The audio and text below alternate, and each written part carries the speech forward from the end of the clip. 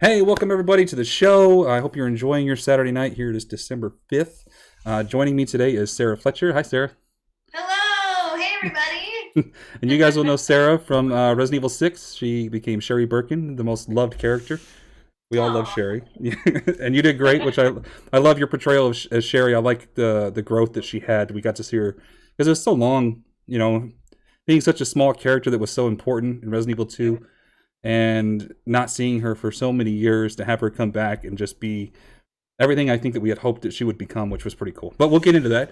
First great. of all, I guess I want to, introduce you obviously, but I want to give a people like we did this a couple months ago or about a month and a half ago for the Yeah. convention, but it was a group. It was between you and Christopher.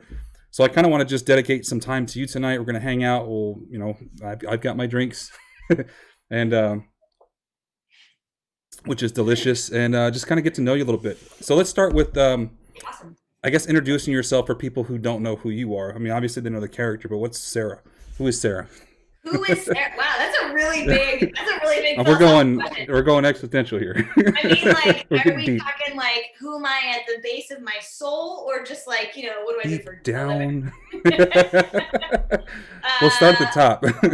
let's see here. I was born in Ohio, and so I'm a Midwest girl. I grew up in a small town. I grew up in like farm country. My parents were not farmers. I went to Indiana University. That's cool. Yeah. I got a degree in theater there. Then I went to, and then I came out here, and then I got a degree in sign language interpreting from Pierce College in Los Oh, interesting. Angeles. I know. I've kind of had like a bit of a weird journey, and then I got into the entertainment business, and I've been an actor and a host for the last 11 years. 11 years? Oh my God! Wait, hold on. 12 years maybe? Ooh, 12. maybe it's been 12. Let me Yeah. think. What is this year? 2020. I don't want. I should know this year by now since we all. Yeah, I know, the worst year we've had in a long time. I know. I know every time something bad happens this year, I'm always like, well, it's 2020. Like, I don't know what I expected. Yeah, really, at this point, that's just the answer for everything. If something bad happens, that's just 2020. It's You like if my know? arm fell off, I'd be like, oh, I guess fuck, it's 2020. Everybody thinks that you were born in Raccoon City. Yeah, exactly. Exactly. Well, Be like, technically, I'm not a zombie. I mean, there yeah. are zombies. Maybe there is a weird parallel between Resident Evil right now and like what's going on. I heard Capcom's not too happy about that. People making the parallels. They're like, please don't use our game as a reference for how bad things are right now. Well, I'm sorry, but you made your money off of pandemics and zombies and outbreaks. Was So Simmons Trump? Like, is that the connect? Is that would be the not really? I guess I Wesker maybe. guess I don't know. Maybe. Maybe. What did you study when you went to college the first time? So the first time around, I got a degree in theater and I got a minor in Okay. dance. Okay. Yeah. So you were on that path to get into acting. That was your goal.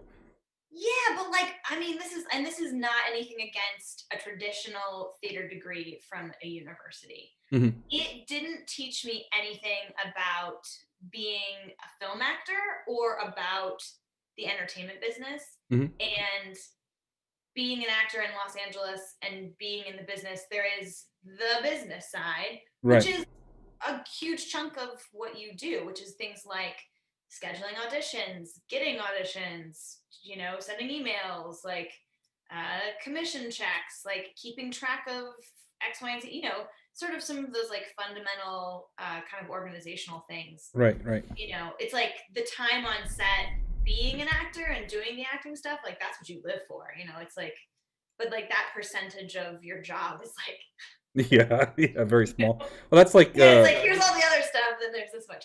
that's like doing So my I think it's like, interviews.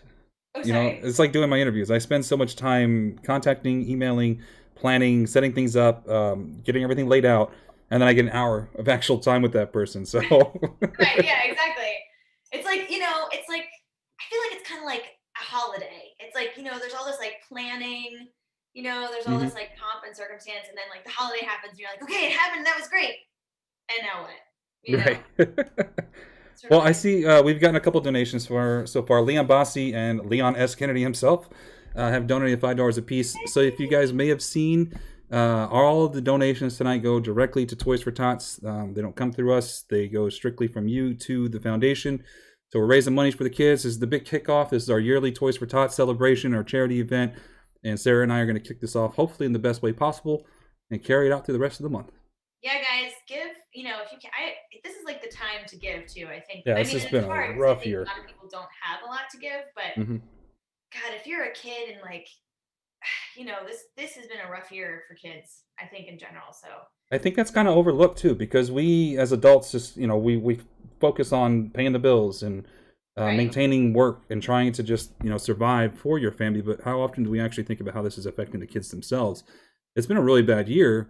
There's a lot of families that don't have the income right now or are struggling because they're reduced income, whatever the situation is, Right. that won't have much of a Christmas. So, if any, if that's even a Right. thought in their family. But hopefully, with the money that's given to Toys for Tots or other organizations that do this during the holidays, that they can give that to some of those families and give those kids an experience, something positive from this horrible year. God, I hope so. I mean, honestly, like, you know, I know that you have a son, I have a Mm-hmm. son, and I just think like Christmas is one of those times of year that's, you know, supposed to be really magical, and you see family and you eat too much and all that stuff, and like a lot of those things aren't happening, and so Yeah. I just, you know, think about all the kids that don't get to experience those things, and then also are dealing with COVID, and then yeah, if their families can't afford it. So like the point of this is donate, guys. Yeah.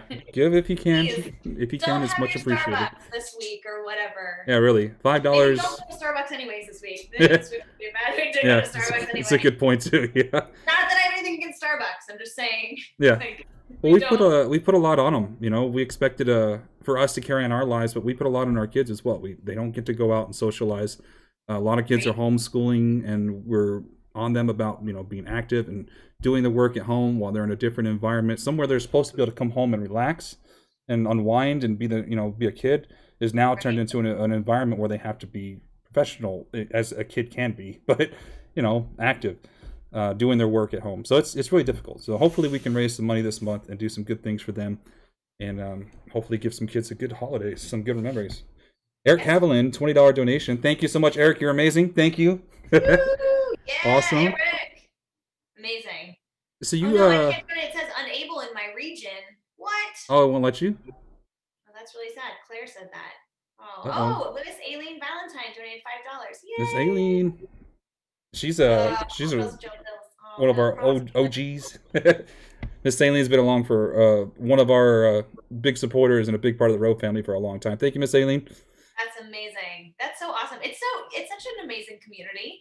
I feel like there's such a large group of people that are just like such huge fans of Resident Evil, which is nice. You know what I mean? It feels like a little cozy like zombie family. That's to me it's always a family. We had the ROE Squad, we had the ROE Force, but to me it's always a family. You know, I look at our community as not only fans, but people that, you know, you have the same passion as me, then you're family to me.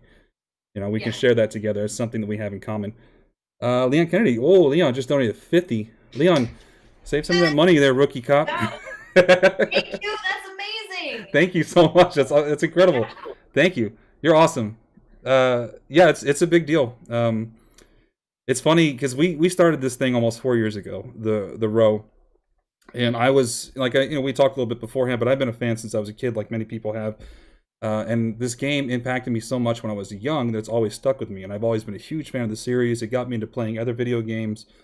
Kind of, I think, evolved me from being a kid into more of a gamer, an adult. And before we started ROE, I was doing my own live streams. I was doing my Twitch channel. I was 7 days a week, several hours a day. And we did a lot of Resident Evil stuff. And I started reaching out to the Resident Evil communities, and I got a hold of JJ kind of by accident. And I said, hey, I'm doing streams. Do you mind if maybe I promote occasionally? He said, yeah, go for it. As long as you keep it respectful and all that stuff and don't spam it. And then a few months go by, and I comment on one of JJ's posts about he's talking about for something for Resident Evil 7. And he messaged me. He's like, hey, man, we have like the same exact mindset. Because I'm putting this thing together, but I want you to maybe, if you want, come over and be an admin on the page with me, our Facebook page. So I was like, yeah, awesome. I love it. I've never been part of something bigger than Resident Evil. It's just like I've just small key. I didn't realize how big this went beforehand. And 4 years later, it's amazing to see how big and how loving the community can be. It's really awesome. Also, just like people's like ability to do like amazing cosplay outfits and art. Yes. It's just been really crazy. I didn't realize either. Like when I got involved, I got involved years ago, and I remember like sitting at the table reading. They were just like, "Are you ready?" Because this community is a big community, and I was like, Yeah, "Oh, okay, yeah, okay, cool." Like, I don't think I realized like how, passionate people were, and just how people had been. People had like it had been a huge part of their lives for so long. But it makes sense because there's so many games, and then there's yeah. movies, and I mean, it's a massive franchise. It's like It really Star Wars. is. It's Yeah, like, I mean, yeah, it's huge.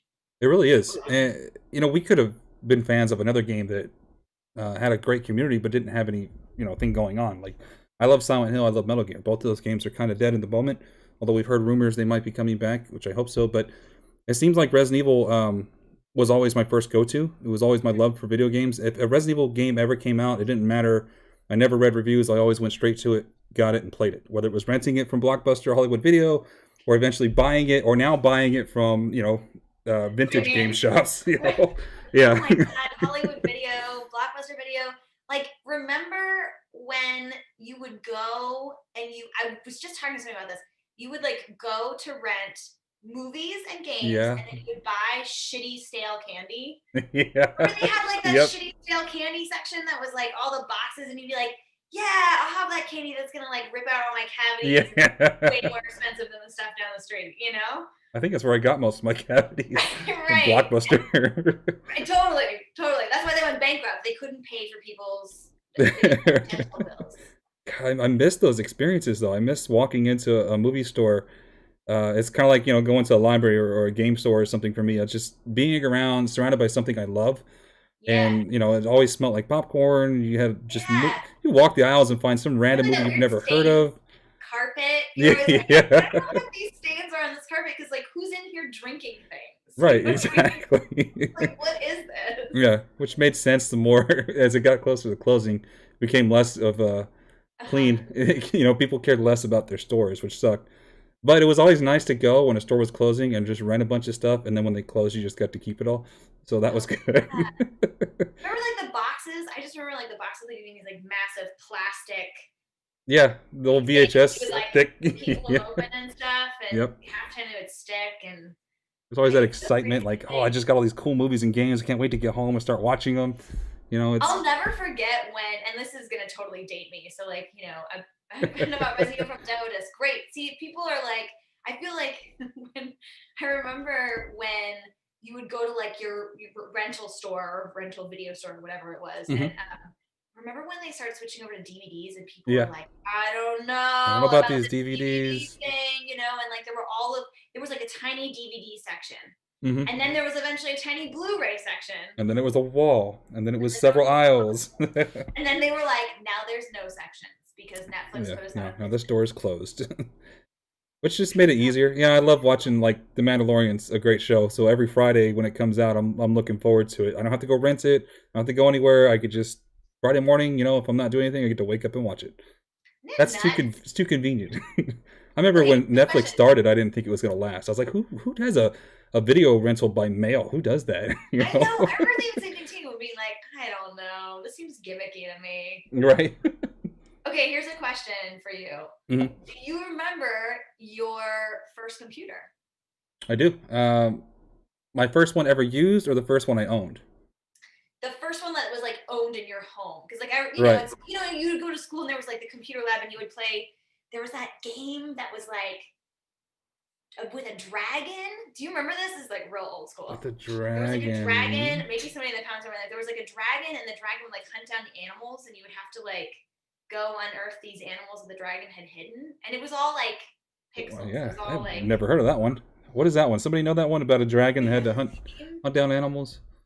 All I think so. pixel. I remember playing like Oregon Trail Yes. Oh my or god, Oregon Mario Trail. type. Do you remember in Oregon Trail if you would like if you would set your horses to grueling, and Yeah, then they would like you're like, I gotta get to the end, because nobody ever got to the end because everybody got typhoid or like died of like yeah, yeah, diarrhea. yeah. Everybody died on the way there. That game was Totally. so And then hard. do you remember like if you save? I just remember like saving it. Remember you would get in trouble because like if somebody died, you could leave like a tombstone. So I hmm remember like we would be like, okay, we're gonna leave like such and such pooped their pants, right? Like we leave like really stupid stuff. Yeah, And then yeah. if the teacher found out, they'd be like, you need to write inappropriate The way Right. that they died. You're like, okay. Okay, I'll do it correctly because I'm in class. Right, exactly. And Max then you Reaper, $5. Thank you, Max. woo! Yeah, oh my god. I Man, uh Oregon Trail. I was in Walmart a couple weeks back, and I was in the toy section with my son, and we were walking through, and I saw it was a little like old school Mac looking computer, but it's a very small handheld device that was for Oregon Trail for like $10. So I bought it. So it looks like an old school little computer that you play on, and it's the Oregon Trail. Oh my Like god. now I remember why it was so difficult as a kid. Like it's not any easier as an Yeah, adult. you get to ford that river. Like you get to a point where you would like ford that river, and then you would Hmm. get on the river, and you'd be like, everybody got fucked on the river. Everybody got fucked. Pretty much, yeah. You'd be like, oh, nuts. Like, how did I like not make it? It's like, I guess I took too many axles or whatever. Remember, you Yeah. would carry like wagon Yeah. wheels and Yep. shit. I'm like, oh boy. Oh, Hunting Oregon. in that game. Yeah, Okay, so at home, your at-home computer. my What was your at-home first at-home computer. computer? I want to say it was. I think it was a Dell, and it wasn't a Okay. very good one. This is like the late '90s. You know, dial-up was just becoming a thing. It Should be ran right away. Yeah, I it mean, ran Windows 95. I lived out in the middle of nowhere. I was 10 miles outside of town. My nearest neighbor was 2 miles away. So we were landline. I had AOL, and it was awful. I had to like hope for a good signal from somewhere. Yeah. And wait for 5 minutes for it to upload so I can get on and check emails I didn't have because I was a high school student that didn't know anything. did You you know, have or okay? Did you have AIM? Did you even I see did have AIM. that? Yep. I used to like to go to the like the chat rooms. Like there was a Star Trek one. I had no idea like about Star Trek, but it was like a role play chat room where you were a member of a crew. And I don't know. I never knew what I was talking about. I normally just kind of went in there and hang out and just kind of watch what like they're in this world in their heads talking about stuff that makes no sense to me. But I'm like, this is so interesting. Like these people are just doing this online. What is this? You know? But this is the thing, and now it's crazy. It's like we're doing this and we're watching people literally pop up comments. Yeah. I'm like, oh my Yeah. god. As we're sitting here talking across, the country. Somebody says I used to love Oregon Trail, dude. I'm telling you, Oregon Trail was the shit. Someone said, who's Distant Memories? And I saw that you said you shared it. Thank you, Distant, for sharing it. If you guys want to go out and share it, if we get more people we get in here, the better. Donations are always great. Yeah. What did I see? I saw that they made a version of something like Oregon Trail, but it had zombies in it, that's interesting.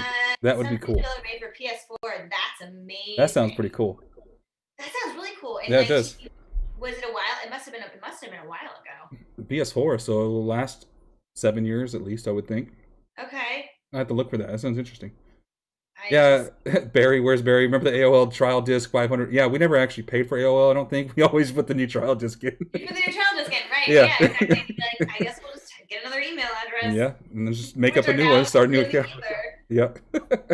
Yeah, they're out there somewhere. You think all these email addresses we made, and they're out there somewhere still. Getting Or like junk the fact mail. that type your phone line. Like I remember my parents being like, like I remember like getting online, late at like when I say late at night, I mean like 9 o'clock, 10 Yeah. o'clock, whatever. And then like AIMing, with like my high school friends or whatever. Yeah. And I just remember my parents being like, hey, I need to make a phone call, so you have to like get off. And you're like, I know, but it took me 20 minutes to just get to this. Yeah, we're in the middle of conversation. I gotta make a phone call. Oh, damn it. And now I think about our kids. It's like they just, this you can't tell. I was like, I just picked my phone up, which was really silly. Okay. They like pick up their phone and they're just like boop boop boop boop. The world is at their fingertips. Yeah. So much. They don't know the struggles of early internet days for the public. Even now, it's crazy how like if our internet goes down, like we live in the Angeles National Forest, and so we had like a huge wind event, and we had no power, which meant we had no internet. And my husband and I were like, "What? Oh my god! Like, what are we to do?" I mean, such a life is over. Yeah, exactly. I was like, what? Oh, no internet. I'm gonna occupy myself all day. What do I do? Like, what is this? Is this a pen? I don't even know how to use this. So Distant looked that game up. It's still Oregon Trail, but it's Oregon, like vital organs. Oh, what a great play. That's really interesting. I'm gonna have to look into that. Sounds like a really cool concept. I think that'd be fun to play. Is it only for PS4? I don't know. What do you got, Distant? But yeah, I mean, we've come so far. Yeah, I kind of want to circle back to when we started. You said that you got a degree in sign language. I did get a degree in sign language. So I went to theater. I got Hmm. a degree in theater and dance, and then I was like, I'm gonna go get another degree because I was crazy like that. And so I came out to Los Angeles and I went to Pierce College and I got a degree in sign language interpreting because I Hmm. thought that I was going to do theater for the deaf. And then I realized you could make a living being an actor. I had no idea. I don't know what in my brain I was like, yeah, there are people who are either famous or there's like those people who do commercials. Like that in my mind, like that was it. Like, or you're on Broadway and that's it. And like if you're on Broadway, you can do it, but like I didn't know that there were 1,000 jobs in the entertainment business that were like a whole myriad of acting jobs were available to people. So as I started auditioning for stuff out here, I was like, oh shit, I can do There's this. This is a opportunities. thing. People Yeah. are gonna pay me to play dress up. Okay. So I only interpreted for like maybe like a year and a half after school, and then like the entertainment business called and they were like, "Yo, you want in?" And I was like, "Fuck yeah!" Sure. All right. Why? What gave you that like desire to do interpretation? My mom and my dad both signed. Hmm. My mom was a speech pathologist and she would sign with all of her students. Hmm. And then they had a couple deaf friends. And there was a guy named, I think his name was like Red Lankenau, I think. Hmm. And he ran a home for people that my parents would go and help out at. I believe, and so they had, and then they were friends with a deaf Amish couple, and Oh, the deaf okay. Amish couple that they were friends with were really interesting because it was like the Amish community was like, well, you're deaf, so you should just get married. So like they got that was how they were in a relationship. Yeah, So that's how like I they don't arranged it. know. I should ask my parents. Like I don't know if the relationship was like really good. I mean, I guess I don't know. I guess I'm not sure how that works out. So Hmm. growing up, it was like sort of a thing that I saw, and it made a lot of sense to me. And I had done sign language with ballet when I was a kid, and so um, yeah, it was just kind of a thing. And like I think ASL is beautiful. I think it's a beautiful language. I think it makes a hell of a lot more sense than English. If I'm being totally honest. It's Um, always impressive to watch signers during a speech or concerts. I just watched. There is a musician on YouTube that I really liked, Eliza Thoreau, I believe her name is. She did a cover of Inner Sandman in her own style. She has an interesting way of remixing songs, but oh, cool. instead of having a vocal, track, the person singing the whole time, she had her backing, but the front and center was the guy doing sign. Oh, Yeah, so I cool. was like, that's really cool. Love I like that that. they did that. Yeah. Um, I just saw somebody said, thank you for MTD Ramen. I'm totally cool looking background paint on the wall, Sarah. Thank yeah, you. I it does look appreciate good. that. Thank you. And Distant looked up that game. It's on web browser, Android, iOS, Microsoft Windows, Linux, Mac, Ouya, and PlayStation Vita. And it's on Steam right now. Oh So that's shit. something to look at. If it's Oh multiplayer, that might be boy. a good game to play on stream. That's fun. Oh, that's really fun. Oregon Trail, watch out. Yeah, you just got some business. Uh-oh. Oh, that's super fun. So what were you doing up until you got cast for Resident Evil? What kind of roles were you looking into? Oh boy. Anything where somebody would pay me? I mean, that That's sounds a good better. start. I It's shouldn't a say good that because start. I was like, that sounds like, oh, I was willing to do anything, but that's not true. I do have a few lines in the sand. Gosh, what did I do before Resident Evil? Oh, I was on a show on Comedy Central called Secret Girlfriend. That was a long time ago, but that was fun. And we got to do a season, Mhm. and that It's was Comedy super. Central, so that's always a Yeah, big plus. dude, that was. I mean, and you know what's crazy is that the show actually started as cell phone content. This is so weird. It was cell phone content that then became internet content that then became.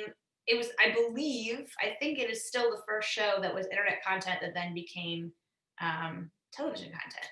Okay, Uh, so it was pretty crazy. It was pretty like new, and everybody was like, I don't know if this is gonna make sense or work. And the main character was you, the audience. Was a POV. So interesting. yeah, and that was 11 years ago. It was 2009. 2009 to 11 years ago. For Yeah. So that was yeah. pretty like, whoa, this is so weird and out there. But now I think about it, and it actually makes a whole lot of sense for Yeah. like where the industry's gone. So that was fun. And then commercials and I actually got Resident Evil because I self-submitted. I was on so one thing, I don't know if maybe people don't know this. I don't know. You can so like there are these things called breakdowns that your agents get or your managers get, and they can submit you. But then there are certain websites that have certain breakdowns too. They're not as many as the ones your agents see, but you can self-submit. So I was part of the reason why I was able to make a living is because I had been self-submitting every day, all day, you know, just to get as many auditions as I could and just make some scratch. And so I submitted. They were looking for a facial capture artist first, and they were like, somebody who we can scan your face. And I remember I went in and they were like, it was very top secret and I didn't know anything. And they were like, it's a big video game. And I was like, okay, cool, whatever. And then I did that, but I didn't know who it was. They couldn't tell me. Right. And then they called me back. They were like, actually, we're going to look for the mocap person too. Do you want to come back and audition for the mocap? And I was like, sure. And I was like, what do I have to do? And I remember the audition was like, I had to like run. And then I had to like shoot a gun. And then there was like 4 or 5 lines of dialogue, but they were all like very video gamey. Okay. Yeah. So I don't want to say cheesy, but they were like video gamey. Yeah, there's a difference between movie and video game with dialogue and scripting. Yeah. And they were just like, and then I got hired, but I still didn't know what it was. And then I showed up to the table read and they told me. And I was like, oh. I was like, shit, I know what Resident Evil is. I didn't know a lot about Sherry BIRKIN, but they were like, I pulled this out. I think I had it at the thing. They gave us this packet. Oh, cool. And I found it because we moved and I was like, oh my gosh. And this was like my character. They were like, here's your history. Here's what the character's going to look like. Which weirdly, I just got my haircut and I guess you matched it. I did. I was like, oh wow. And then they were like, go study her, and I was like, okay, cool, yeah. So it was really fun, especially because she was like just a baby, you know. So like I kind of could so I had some leeway to interject some. Well, yeah, you know, the last time we saw her, she was a child, you know, and there was all these years in between when we see her as an adult, where she grew into her own person. But that's still open. There wasn't something already established like all these other characters that have been through multiple entries and were already coming in as adults, already had these personalities. Sherry was basically a fresh slate for you, which was cool. They kind of let you take that on and develop the character together. Yeah, it was super fun. I feel bad. Should we answer? Am I supposed to answer questions? I feel like I just kind of keeping an eye. I saw one here from Alkanoth. Says, Sarah, what's your favorite Resident Evil game to play, if you have one? I don't have one. I'm going to say something that I feel terrible about. I've never played a Resident Evil game. Well, you're not the only one. There's a lot of the actors that don't play games. I always have wanted to, but it never happened that I could play one. It was always like the free game I would get was like too new for the old system we had, and then like we couldn't get a new system in time. Now, finally, I was like, I should go play 6. I should go play it. You should try it and see what it was like, you know. That's what I should do. I wanted to do that tonight, but last time we tried to do that with we had Benson, who's the face model for Carlos for the new Resident Evil 3 remake, and Tony and I, and we were going to have Tony play the game while we talked to Benson, but it just was not working over Zoom. It was horrible, so I figured it's just better. Let's just do the interviews from now on. We'll work out those Let's Plays again later. They used to work fine, but now it doesn't want to cooperate too much. But it is what it is. You know, it says what? Okay, I'm done with you, Sarah, and I'm done with this channel. Oh no, Barry, where's Barry? I'm so sorry. Sorry. You know what's funny though? I will also say this: I don't watch movies a lot. I think I'm a weirdo. Like my friend the other day was like, "So have you seen this movie?" And I was like, "No, I haven't." And he was like, "What?" And he was like, "Oh, this movie." I was like, "I haven't seen that movie either." You know what it is for me is I think part of it's like work. You know what I mean? So like part of me is like, oh, I would probably be like if I played Resident Evil, I would also be like dissecting and be like, well, why is the character doing this in the, you know, what's the motivation in between the gameplay? Like, really, would Leon do that? You know what I mean? Like, I think I'd be dissecting stuff too much, and then I'd be like, I'm out. See, ProXY, notice my wife in the background, Taifu. That's what we call her. Instead of waifu, taifu, because she's from Thailand. Oh, $10! Yay! Yeah, thank you so much. So my wife, thank you, taifu. Thank you, Anonymous, for donating 5 as well. I appreciate that. Yeah, I mean, there's a lot of people, a good percentage, I think, definitely more than half, or definitely probably more than 75% of the actors who have been in the series are not gamers. They don't play the games, and I gotta think, like, I've done some work on movies and commercials in the past, and I've been, part of the crew doing catering and craft services, and I see the way things are made and being around it. So now when I watch stuff, I'm kind of like analytical, like, oh, I know how they do all this, I know how they do that, I've been on things like this, and so I can see that that's your profession. That's not something you're gonna enjoy as much because you get kind of critical, not only of your own work, but of the what you're watching. It's so funny because I love watching comedy specials and documentaries because I feel like those are things that aren't like story based necessarily. Because like anytime I watch a movie, if the movie's really good, you know what I mean, then I'm like, or this show's really good, I'm like, then I'm in. You know what I mean? Then I'm like, yes.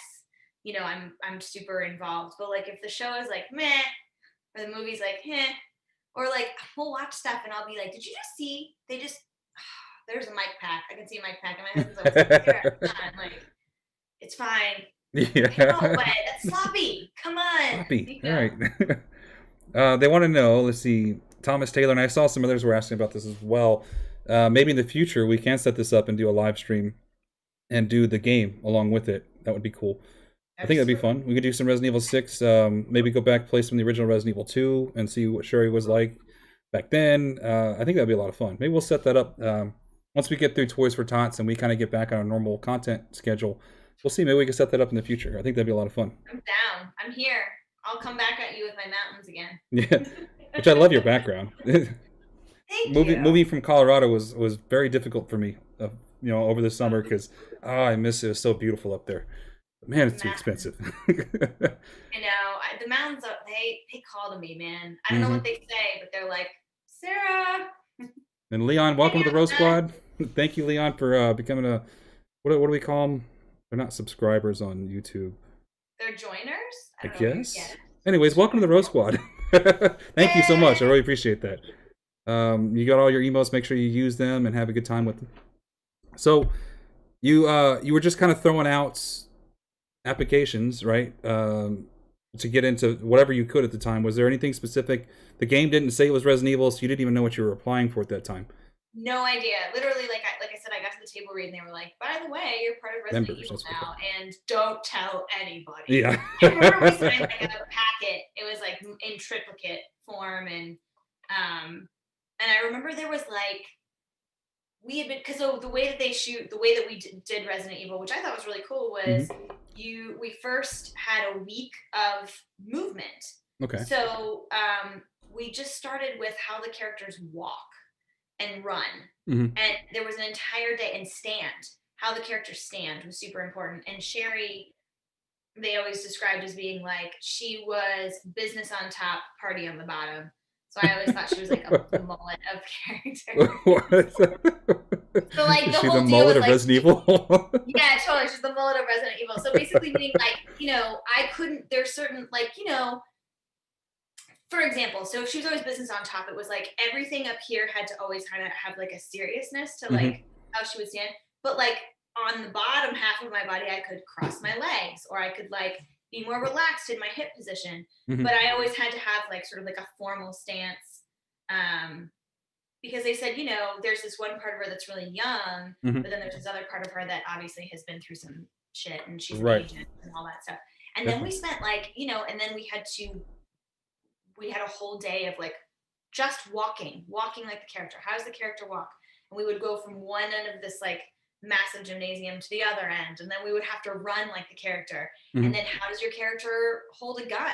And like, so then we went through gun training, which was super fun. And we went to a shooting range and shot guns and like learned all about gun safety and stuff, which I actually thought was pretty cool. So like the first week was just getting into the body, the physicality of the character. Just the physicality of the character. And then also too, I mean, at the time, it was long enough ago, I'm sure that the technology that they can pick up on stuff, but one of the things that was really important was that we had to make sure that when we were still, that we weren't actually physically still, that there was still some movement. So like breathing was really important, how much we breathe, because you could see that move in the character. Mm-hmm. So there was a lot of really cool movement based things that we did that I actually think helped me later on in other roles that I did, because it made me go, oh, well, that's interesting. I hadn't really thought about having to physicalize this thing. And, you know, in video games, obviously, even with the detailed stuff now, your body is so important. Right, So right. then after that, we started filming the whole thing like a movie. So we all had full costumes and everything, but it was like not a traditional movie. So like it was in this big space. They would light it like a movie, but then they would have like fake walls they would pull The in volume, yeah. and like fake fire and stuff. And so we shot the whole thing like a movie. Then they edited it. Then we came back and then did all the mocap. So it was a long process. And we would do like 2 weeks, and then we'd have like a month off, and then we'd do like 4 days, and then we'd have like a week off. And so it was pretty wild. It went on for a long time. That's really interesting. We've got a $5 donation and from Anonymous again. Huge one from ProXY. ProXY, you're my man. $100 donation. You are insane. Thank you so much, man. Thank you. Always coming in big. Thank you so much. And the Sunder's Child, welcome to the Rose Squad. You are a member now. Thank you, Corey. I saw that. You are a member now. A member of the Rose Squad. ProXY, that is huge, man. Yes. Question for Sarah: how was the locker scene with Jake, Troy Baker? Yeah, the infamous locker scene. You know what's really funny about that? I remember when we were shooting the movie version, I had to wear like Spanx. You know what I mean? Because like, you know, when you play I do, you know, I've seen all the intercut scenes and stuff, and so she's in like this ridiculous outfit where it's like the tie is all the way down the front and all the way down the sides, and you're like, you're like, really? She wasn't just in medical scrubs? Yeah. She had to be in like, you know, like it was like the Halloween costume version. Yeah. Like, it was like the slutty Halloween costume of medical scrubs that she was in. I remember I was in like it was in person, it was not attractive because it was like a bodysuit and then it was like a sheet that they had like tied to make it look like the game. And they did a great job. It was just like, you know, not really practical. Yeah, exactly. Luke T was asking about if you remembered your show Secret Girlfriend. We already talked about that, Luke. If you didn't get a chance, make sure you go back and rewatch the beginning portion of that. We did talk about that. I do remember it. It was super fun. Yeah. It was super fun. It was a good time. Let's see. Do you have any lines that you remember from the game that really have stuck with you or that people have reminded you about? I say Jake. Jake. I was like, it would be a good drinking game to play because we had a joke that anytime Sherry didn't know what to say, she just said Jake. Alcohol poisoning. Yeah, we would have alcohol poisoning. Or we would do scenes and it would be like, because like, okay, so there was like, you know, we had the Japanese, and then there was a guy or a team that translated all of the Japanese into English. Right. And then we had a person on set who was basically like our script supervisor, who then was like, okay, so like this translation doesn't really make sense. We kind of need to make it work. But like the go-to was always like her saying Jake, always. When in doubt, just say Jake. Just say Jake, right, exactly. Do you have a favorite scene from the movie? While you were filming the game scenes, is there a favorite scene that you remember? This one comes from Thomas Taylor. The other one was from Millie Romero. Ooh, you know what I always like to do is I always like what I call the Gigante scenes. The Gigante, which was the monster scenes, because it was essentially the monster was always like a tennis ball on a stick, and they'd be like, okay, now the Gigante comes, and then they would like, it would be like this giant thing, and we'd have to be like, oh no, and then they'd be like, but don't fall over here because there's lava, and then they would like take off the floors and stuff. So those were some of my favorites. But then I remember there's a scene between Jake and Sherry, and they're in the cabin, and it, you know, and it's like a pretty intimate scene, and that was really fun. I remember shooting that and really enjoying that because it was like more meaty and there was more, more acting to do. I mean, I don't know. I loved it all. I want to be like, truthfully, like I want to be a Jason Statham. Yeah. I want to like be a gun-toting badass. But like when people look at me, they're just like, are you sure you don't want to be a So cheerleader instead? I'm like, sweet. no, I want to ride horses, I want to shoot guns, I want to save babies. And save babies. And flip cars and kick people in the face. And, I want to kick somebody's teeth out and punch them in the armpit. Like, and everything has to be said in like a low, grovelly whisper. If we're totally. going for the Jason Statham. That's true. I do remember our stunt coordinator Anthony was amazing. He was great. I mean, and I was always like, guys, I can do my own stunts. Like, I'll do my own stunts. Like, let me just do my own stunts. And they were always like, okay, Sarah, like, yeah, you okay, sure. We need to make sure you don't get hurt. No, guys, like, yeah, let me fall. Like, let me do this. And they were like, you guys, Sarah, just calm down. We have people that do this for you that know how to fall correctly without hurting themselves. Which, we did get to do some of our own stuff, but like any of the wire work, they had right. Other people do wire work. I was like, no, I want to get strung up and get pulled and ripped somewhere. Distant has a question, wants to know, and I don't know, because I know Matthew Mercer and Roger Craig Smith were the voices of Chris and Leon, but they weren't the motion cap. That was Jason Font and Ruben Langdon. So did you ever have any crossover? Because you were one of the ones that went on both sides. You were not only the model, but you were the motion cap and the voice. So you got to do the full spectrum. Sadly, I was not the voice. Oh, you weren't the voice. I don't know why I was thinking you were the voice the whole time. So no, you're just okay. So I did face, and I did and the body. And the body. So I did face and the body. Which is always weird because you're like, there will be like 3 people that do like one character. Right. Let me plug this in real quick here. We were talking to. Yeah, there was a lot of crossover. In fact, I think from what I remember, we had scenes with everybody. We had scenes with all of them.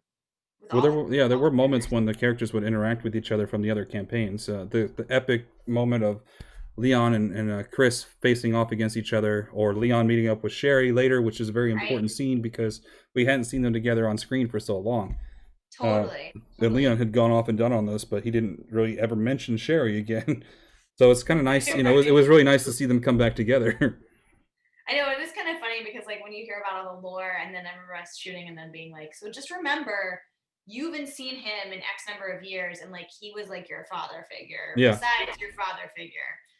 So yeah, it was fun. It was great. I mean, the days when we had like big cast days, because most of the time it was just mostly Troy and I working together, and then the days where there would be like 4 people or whatever, or like 5 because like Ada would come in, or right. Simmons or somebody would show up. Those were always fun because then it was like, oh, we're gonna be doing some sort of crazy. It would always be some sort of the scene. We always joke that the scenes were this. It's like, because you were coming out of gameplay, right? So if you're coming out of gameplay, you're usually running from something. You just killed something. Right. Some action is happening. Zombie attack or whatever. So like you always came into a scene with like an insane amount of energy where you're like, okay, what the fuck just happened? Like, what are we doing? And then there would be like, okay, so let's have a serious conversation so we can move the story forward. And then we'd be like, oh no, there's a monster. And then we'd run again. Yeah. So every scene was always like, or it'd be like, oh no. And they'd be like, Leon, oh. And then, oh shit, we gotta fire some guns. So, But they, when I talked to Jason and Ruben about this, they knew that Chris and Leon had not met face to face in a game up until the point that they did in Resident Evil 6. So they understood how important that scene was for the fans. They really wanted to deliver in their performances. Was that put upon you as well when they were talking about you reuniting with Leon on screen? Was there a certain level of importance that they had like put upon you, like, hey, this is a big scene? Absolutely. I mean, there was a lot of talk just about the fact that Sherry was like a beloved character from 2, and that like what was the new Sherry going to be, and like I mean, and for me, I don't think I realized. I was like, oh wow, this is there's a lot of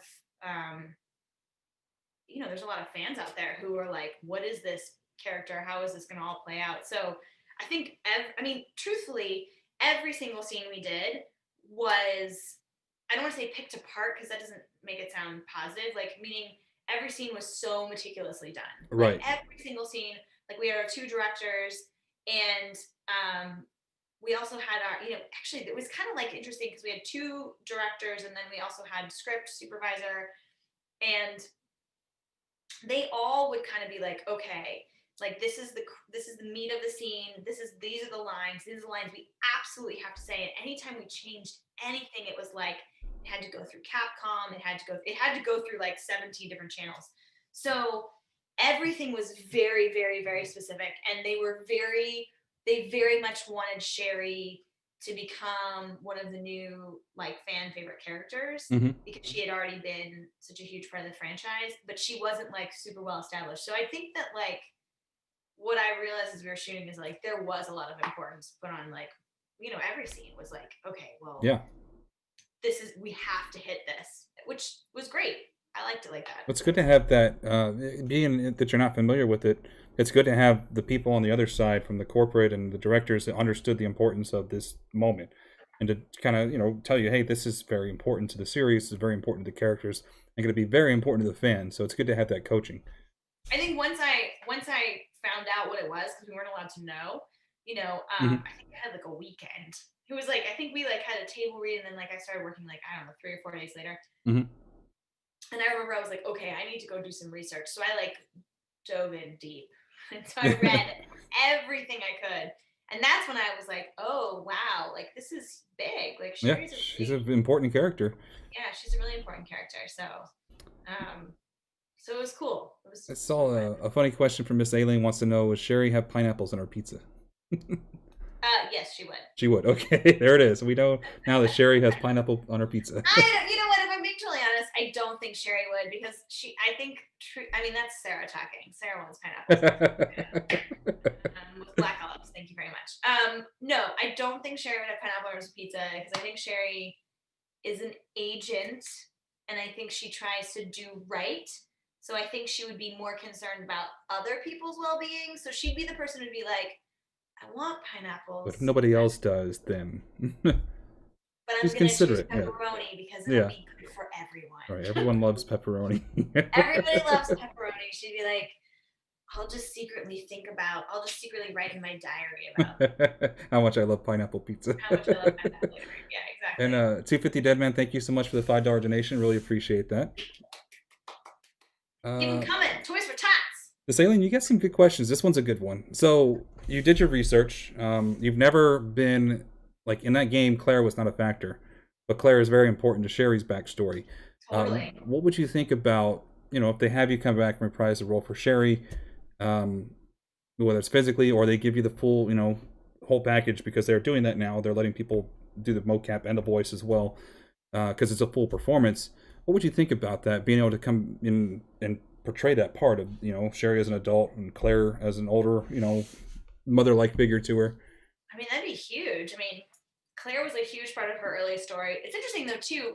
I Claire was like a college student when they met. So Yeah, like in some ways Claire was still developing. yeah, she was just kind of, well, I mean, they had a rough childhood, and her brother pretty much raised her because they had lost their parents. But I think that was like her striking out on her own and becoming her own person, and then winding up in such an extreme circumstances with Raccoon City, and finding Sherry being this vulnerable child alone, and her instincts of kicking in of being a protector, which she probably got from her brother. You know, she really took on that role of not like a big sister, but a motherly character, but also a big sister. You know, supportive and everything. So Totally. it'd be really interesting to see her as an adult to have that relationship come back into a game on screen.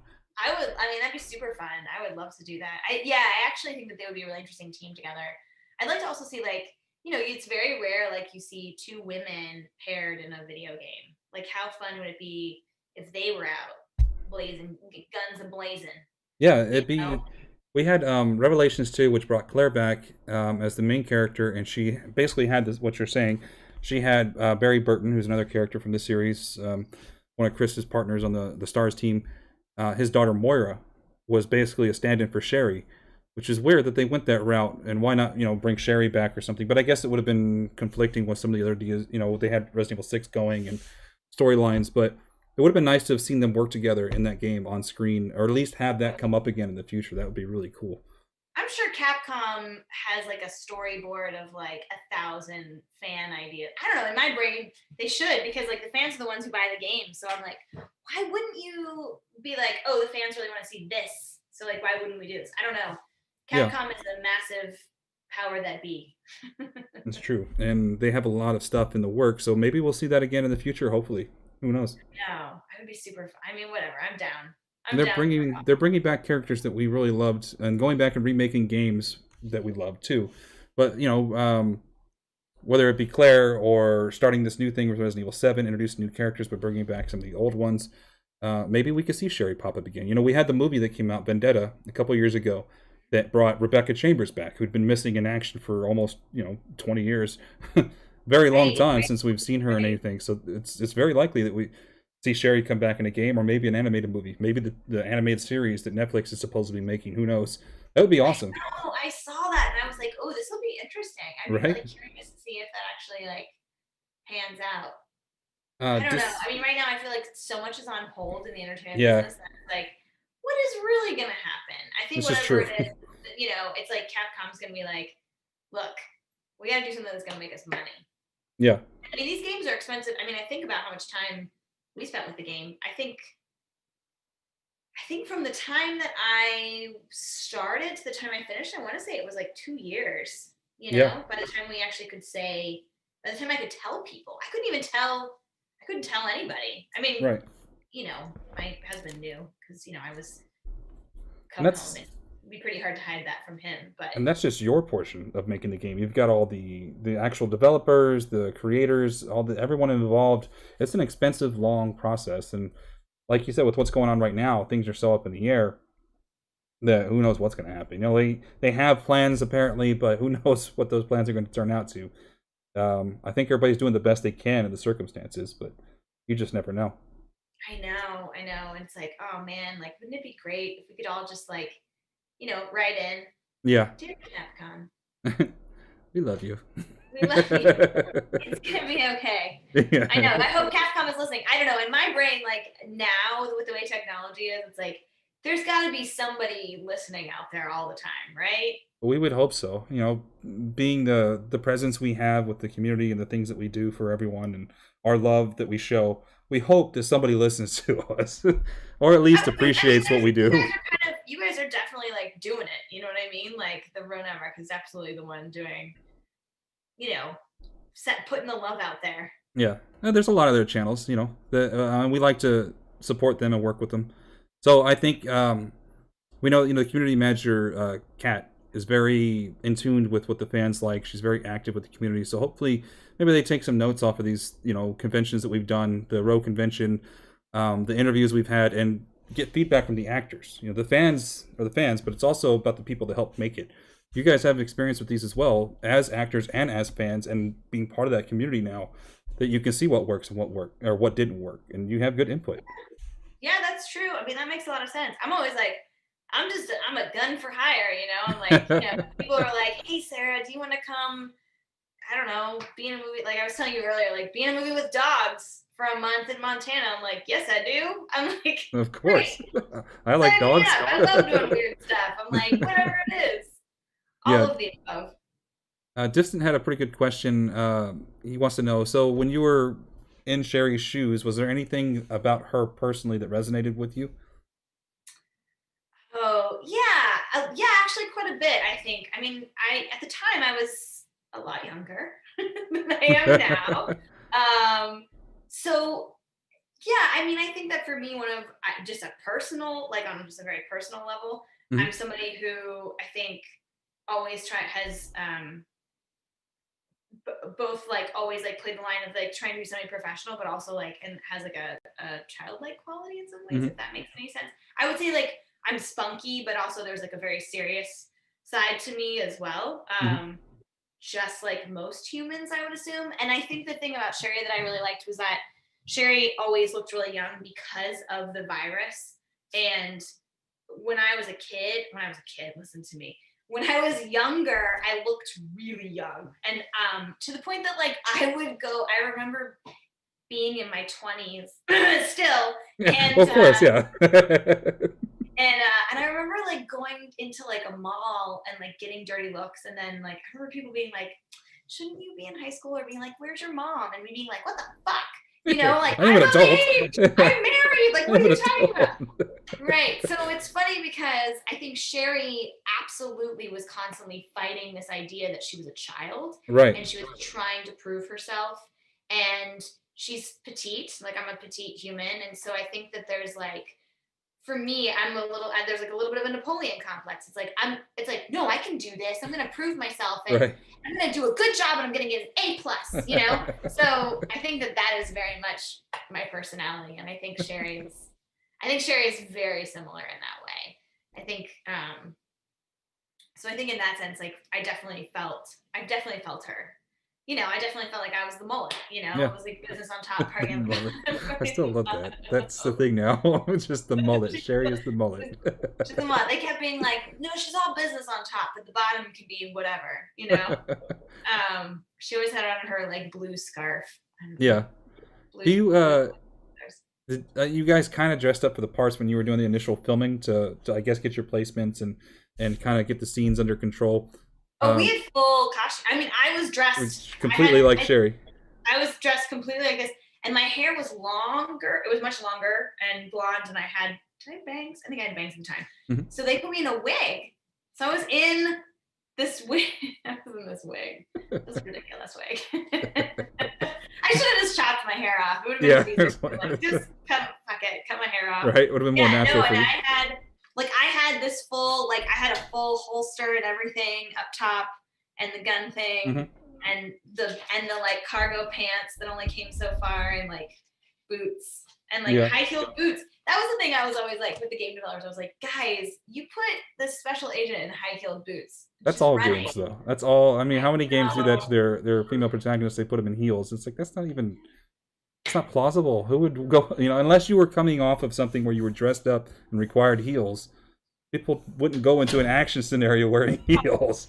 No, and I was always like, come on, guys. Like, can we, it was like, you know, when she was wearing like the outfit in the locker scene, I was like, she's not gonna be wearing this. No, like, that's all fan service. But there's also this part of it, like, there's a bunch of like really excited fans that are like, stoked that she's in heels. Their favorite thing about it. Right, exactly. And I remember we did scenes where she had like the coat. She was like big coat, and I remember, you know, doing action scenes because we were in whatever cold, crazy monster battle situation, and I remember it was just being so hot. Because we would just be running. Yeah. You run into every scene, you run out of every scene. And I remember like we would be in these like big, huge coat, like this big, huge coat to look like Sherry. And then I had a hot wig on, and it was super fun, but I do uncomfortable. I remember being uncomfortable multiple times, being like, and then when you wear a mocap suit, you can't pee. You're not allowed to pee. Well, you can pee. I shouldn't say that they don't. But that's the whole process of taking everything off just to go to the bathroom. Ugh. It's like peeing in a wetsuit. I mean, they're just wetsuits over. And I remember I'd wear tights and a tank top, and then you'd have a wetsuit on, and socks, and then, you know, you'd get 1,000 balls and a bunch of transmitters, and then, you know, you'd be like, hey guys, can I go to the bathroom? I know we just put all this on, but I kind of got to go to the bathroom. Take it all back off. I'm just drinking a ton of coffee and like being like really dehydrated. Yeah, it's probably not the best thing when you're wrapped up in that suit is be drinking coffee. Hype Phantom, thank you so much for the $20 donation. I really appreciate that. For the kids. And Miss Mountain Dew Ramen, I love that name, by the way. The good, bad, I'm the one with the gun. Hail to the king, baby. I had accidentally high-heeled boots are for stomping domes. That's right. Course. Stomping domes. Touche. You're right. They are good dome stompers. They can be used as a weapon. That is true. I hadn't thought about it that way. That's a good point. Maybe I should pour it into... Hers were a little thicker. Hers were a little bit of a They were more of a boot. Right. Exactly. Yeah, no, I had the full... It's so funny. I had the full outfit. Have you ever done that as just dressing up in cosplay? Just throw it on for old time's sake? It's so funny. Like, I totally could. I probably have, like, most of the stuff in my wardrobe. Like, I probably could. Because they're not, you know, I don't have a gun holster in my wardrobe. You could buy one probably cheap from Army Surplus or get one that's just for cosplay off of Amazon. But I noticed something like with Sasha and Benson, the face models for Jill and Carlos, the new ones. They are, like, Benson went out full photo shoot as Carlos, and he sells them, you know, pictures of him in full Carlos gear, looking like it because he grew his hair out and everything. So he looks like the game. So he's out there doing legit photo shoots, and I think Sasha had talked about possibly doing that as well as Jill. And that's an opportunity. I mean, you are the face of the character. You might as well go out and do some photo shoots and, you know, do some autographs. My hair now actually, like, looks like Sherry's hair. Really exactly. Well, not like this, but kind of ish. I know. I guess I could. It's so funny, but you know, I think also for me, like just seeing the fans do the cosplay, I'm like way more impressed by their ability to do it than like I think I'd be like, oh, I'm not doing as good of a job as the fans. I should just let the fans do it. They're so good at it, you know. I always feel like I see their pictures and I'm like, dang, I'm like that chick made that outfit from scratch, you Yeah, know. yeah, really. And then there's like Sherry's schoolgirl outfit that people wear all the time, and I'm always like, I don't know if I have the balls to do that. Probably, yeah. That might check off some boxes for some other fans. Right, exactly. I'm like, there's people who are doing it better. I was like, it could, you We had know. that showcase for the RoCon that I really enjoyed putting that together because and Tony did a lot of work with the editing. I did a little bit of it, but I didn't have the time. So Tony went and did the editing. He put the video together. He put the names to it. But it was really cool to go through and see all these submissions and the hard work people put in and how amazing these cosplays turned out and the pride they have for going out there, you know, to do this thing, to put themselves out there like this. And my Yeah, commend you that's why I'm completely. like, oh man, I hope one day there can be a convention in person because I think it would be super fun to see people's like costumes and you know, I mean, I've been to Comic-Con, but Right. not like as part of the Resident Resident Evil, right. Evil, you know? Yeah, and so I would love to go. My dad, you know what's so funny? My dad goes to cons. Really? Well, he used to Uh-huh. pre-COVID. Yeah, my dad builds. This is actually pretty rad. My dad builds model dioramas of dinosaurs. Oh, interesting. He builds huge. So like as a kid, we always had dinosaurs in my like big Mhm. like model dinosaurs with like scale, you know, foliage and stuff. Yeah, And there were always like hundreds of dinosaurs in our basement, and he had like a little art studio area and that's an stuff. interesting So hobby. I wonder how he he, got yeah, into that. What was his decision like to make that his hobby? Is it, he loved dinosaurs as a kid, and my grandfather was an artist and a sculptor. mhm. And my grandfather had like a bunch of sculptures and like all over the world, and so art was always like available. And my dad is my dad actually has his doctorate in chemistry, so I think taking the chemistry of like painting Mhm. because there is a chemistry, you know, with like and Yeah, all of there's that a and balance all of mixing and getting the right tones. Yeah, there's science yeah, behind painting. totally, and like building models and stuff and Mhm. like building them all out. So I think that that was part of it. And so he was always sculpting and making model, you know, dioramas and stuff. And he's also like obsessed with like Godzilla and like old school monster, like Mhm. loves old school monster movies. So my dad takes his model dioramas, like his Mhm. model dinosaur dioramas to cons. And so he's like one of the people who goes to cons all the time. Got his booth Every set year up they and yeah, go. Yeah, that's awesome. and then he like has won a bunch of awards for his dinosaurs, which is really cool. That he has like on their mantle at home, which Oh, is that's very cool. adorable. I know. I'm always like, oh, Dad, I'm so proud of you. I think last year he won like a silver and a bronze for his. He's been doing dinosaurs with like steampunk, Mhm. like Oh, that's steampunk cool. Yeah, apparatus attached that he builds from scratch. that's So cool.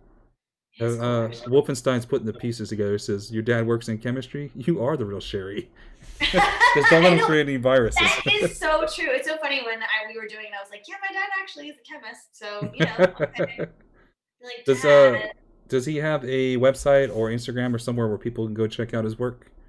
No. And I keep telling him, He like, should. He should Dad, do you that. can get on Instagram. But my dad's super old school. So he's like, I don't want to sign up for something else. I'm not signing up for that Facebook. I'm not signing up for Instagram. But then he goes and then he goes online and he like signs into all the chat rooms about like model makers Yeah, and like dinosaur people who make dinosaurs. And he like, he does his research. He looks at the community, but he doesn't want to be on the bigger scale of showing his stuff off all the time and having to because managing a social media account sucks, in my opinion. it does. Oh my god, I know. There's so many times where I'm like, oh no, I didn't post and I should have posted this thing, and Hmm. I'm like, oh shoot. Yeah, it happens all that's the time. that's why I don't bother now. I have all these accounts, and thank you for anybody who follows me. But I'm so horrible at keeping up with that stuff. It's nothing personal. I'll tell you that. I know, right? You'll be like good. I'll be like, okay, I'm gonna be really good this week, and I'm gonna really post, and then I'll post, and then I'll really forget. And I'm Okay. like, oh crud. Reload. Thank you so much. Ooh, ooh, wow. Does she Uh, want to ship one out here? right. Please please. They're good. I'm glad that they have them locally. They're not always that easy to find. Beta's Purple Haze Raspberry Lager is a delicious beer. If you guys haven't tried it, I recommend it. I really enjoy it. My favorite one that was kind of hard to find for was Dragon's Milk, which was out of Grand Rapids. That was a really good one. I was a big fan of. We're talking about beer. Sorry. Yeah. Well, you have a background in liquor and alcohol, and you're a connoisseur. You enjoy your beers. You mean my college background in alcohol and liquor? Yes. Yeah, there it is. But you recommended some interesting ones for me that I'm on the lookout for now. So I did. You know what? I've been lucky because I've been exposed to it. So, and then also like living in LA, there's like a lot of it. And my husband manages a brewery right now, so that also helps. Yeah, definitely. And then we had a friend probably like 10 years ago who was like, "Look, if you guys are gonna drink beer, you gotta drink good beer." And now, I love. What is your Wolfenstein again with a good question? What's your drink of choice? My true drink of choice, like if somebody like, I shouldn't say this because this is always better. Like if somebody put a gun to my head and was like, "You better pick," I would probably pick a really smoky, peaty Scotch. Oh, okay. On the liquor side. I really like Talisker. I really like Lefroy, which are like drinking campfires. Maybe that's why it's like warm and campfirey. I mean, there's a mountain behind me, and there's a bunch of logs. Yeah. You might want to guess that I like outdoor shit. Right. I like nature shit. That's not usually how people sell it. They're like, "I love camping." I'm like, "I love being outdoors. I love nature. Love nature. I marry it." I don't think I've ever actually had a Scotch. It's something I always like. I feel like you have to be refined to drink a Scotch. I always see him in the movies. It's always a guy who's got the nice library and the nice wooden desk, and he pours a Scotch, and they sip it and maybe have a cigar or something, like from Dave. For the Resident Evil fans out there know what Dave is, but I've never actually bought one myself or tried it. I always say maybe someday I'll buy a bottle, but I end up going to tequila or some kind of rum, something that's easy. Oh, see, I started out with bourbons. I started with bourbon whiskeys. And then that was like a good gateway because for a long time I was like, I don't know about this like smoky peaty stuff. But like a penicillin is really good. That's like a really good mixed drink that has like a really smoky peaty sort of Scotch in it, which I believe is just a float on top. But bourbon. Like I started out with bourbons, and like it just really came down to I would be like, well, I've never tried that one.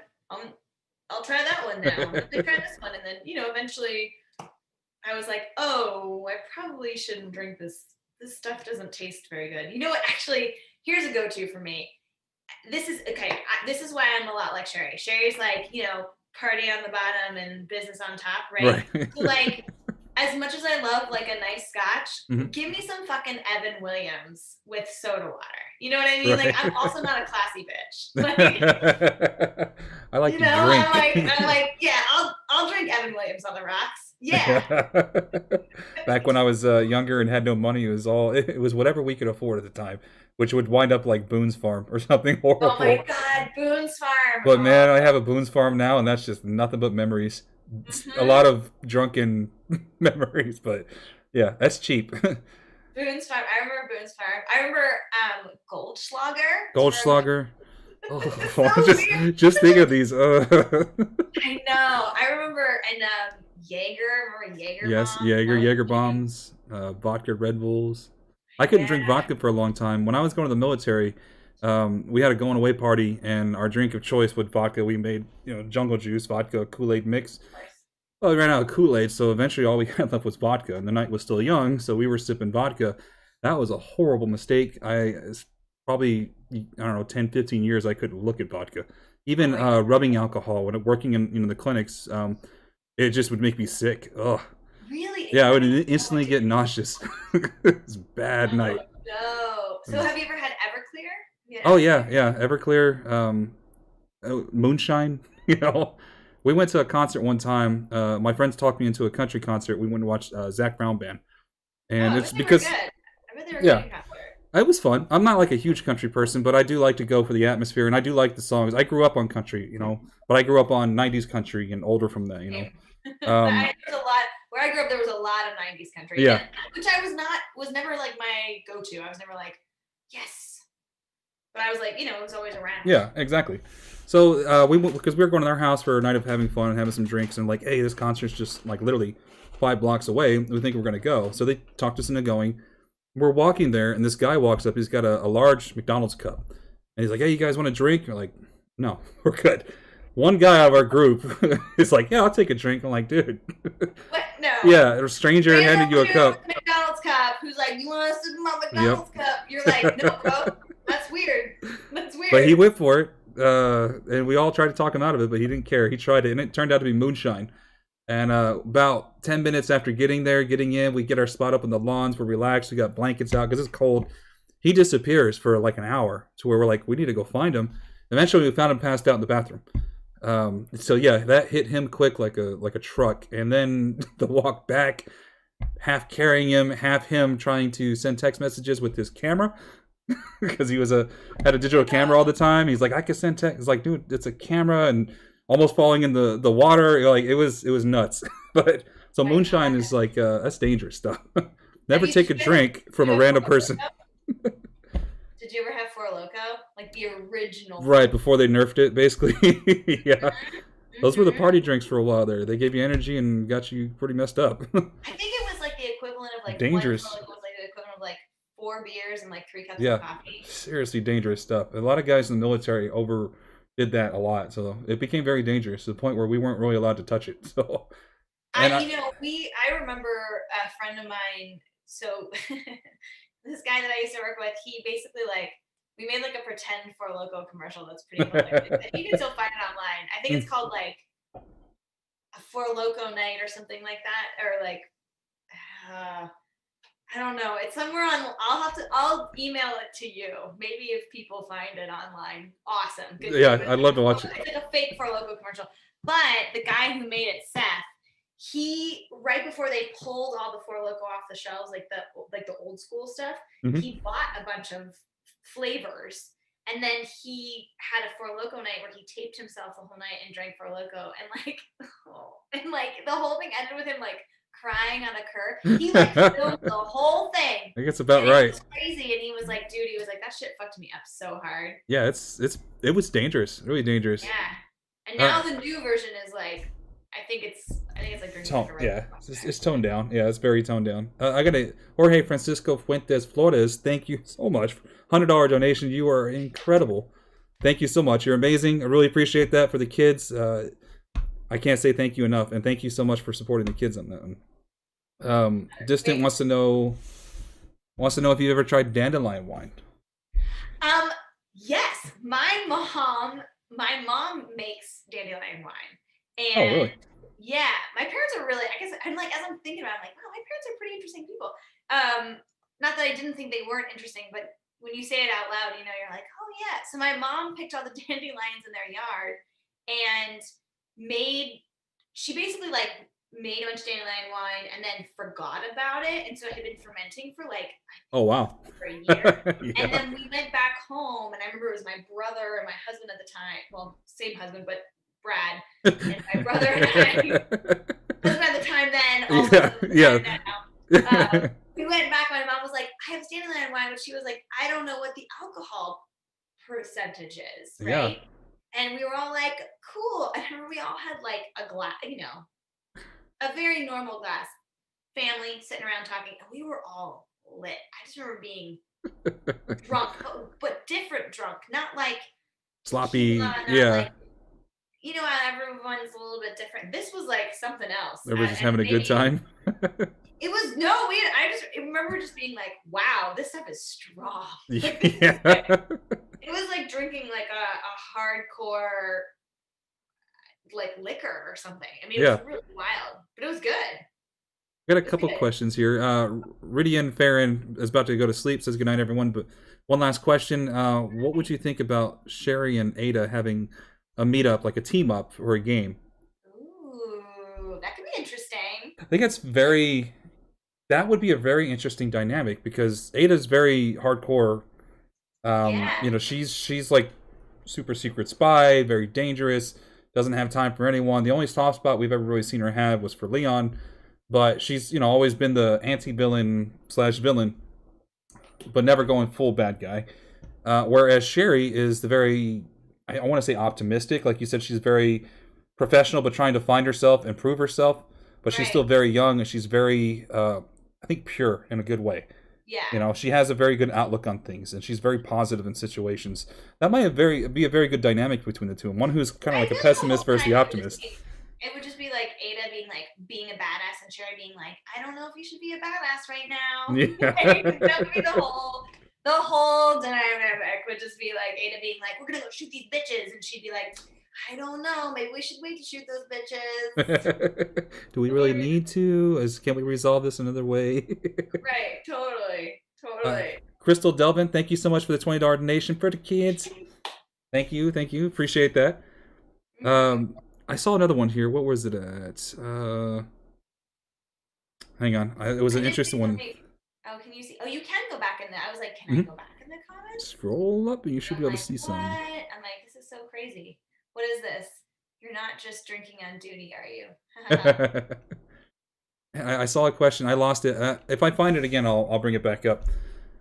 But yeah, it would be interesting to see, like, not even just Ada, but a team up of like the women from the series would be a really awesome experience. But just bring them all together. Look, I'm down. Here's a question. Okay, now here's a question. What drink do you think the characters would be?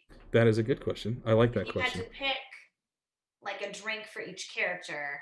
That's a question for the chat too. We'll start with Chris. Chris, I think we already know. I mean, he was pretty much an alcoholic at the beginning of Resident Evil 6, living in a bottle with his amnesia, his forced amnesia.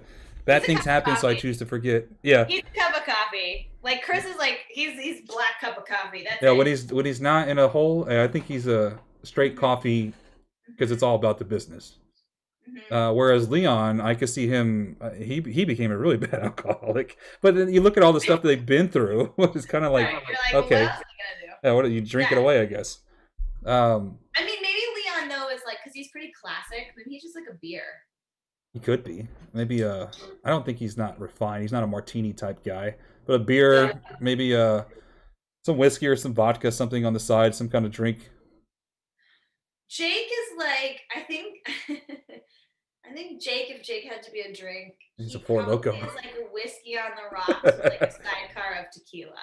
Right, he's not one, he's two drinks. He's that combination. Right. He's a chaser. He's like one type of liquor and then he follows it up. Or he's like a beer and a shot. You know what I mean? Like that would be Jake maybe. That's true, yeah. We see Leon as a bottle of Jack Daniels. When people think of Leon, they think of a flask. Leon was an alcoholic from the start, which is true because in lore he was drunk the night before he was supposed to start an RPD. That's why he was late. I missed his call time. Yeah. Okay. Leon is Jack Daniels. Oh, Jake is a whiskey sour. That might be. Yeah, that might work. That might work. Also, like Wesker whiskey sour. Yeah, that's true. That's true. Ada is like a martini. She's a dirty martini. Like dirty martini. Yeah. She's a super dirty martini. I was gonna say Wesker would probably be a martini. Wesker would be a martini. Yeah, maybe himself. Maybe Wesker's more of a martini. No, Ada would be a cosmopolitan. A Cosmo, yeah. Actually, yeah, that makes sense. She would be a Cosmo. Wesker would be the martini guy. What would Claire be? Claire, something that would tie her to her brother, probably. Influences from her brother. So maybe she's a rum and coke type girl? Yeah, that's pretty like, yeah. I think that might work for her. Who else we got? Jill. What would Jill be? Jill, I think I feel like Jill's a beer for sure. She's very down to earth. I think she's definitely a beer drinker, but she might be Claire's would be water. Somebody said Bloody Mary. Claire's a margarita. Oh my god, you're so right. A White Claw. That's probably true. We see margarita, champagne. Dessert. Rebecca Ada would be a martini woman. Yeah. Claire's champagne. Somebody else says she loves beer. We saw it in Resident Evil 3 opening. That's true, yeah. It would be funny to find Jake drinking fruity drinks because he had such a lack of fruit as a kid. He's all malt liquor, Smirnoff type, you know. Oh, yeah, Jake is probably like like a Goldschlager. Like he's Yeah, just like Jaeger. No, he may he's not. like He may be the guy that doesn't care what it is. He's just looking to get to the end game of it. he is yeah. I don't know what Sherry would be. If Sherry had to be a drink, what would Sherry be? She is Sherry. a Shirley Temple, a Sherry Temple. She Rebecca. would, mhm. Rebecca's probably a White Claw. Actually, if we talk about people, Rebecca's young enough. I think she'd be a White Claw type person. Oh man, White Claw is going to be the new thing. I feel like White Claw in COVID right now is like people are like going crazy. I'm not a White Claw person. I'm not a big fan of that. I just haven't gotten into it. I'll stick to my fruity beers. That's maybe because you live through Boone's Farm. You live through like Mike's Hard. Remember Mike's Hard Lemonade? Mike's Hard Lemonade. Sky, was it Sky Blue? Zima.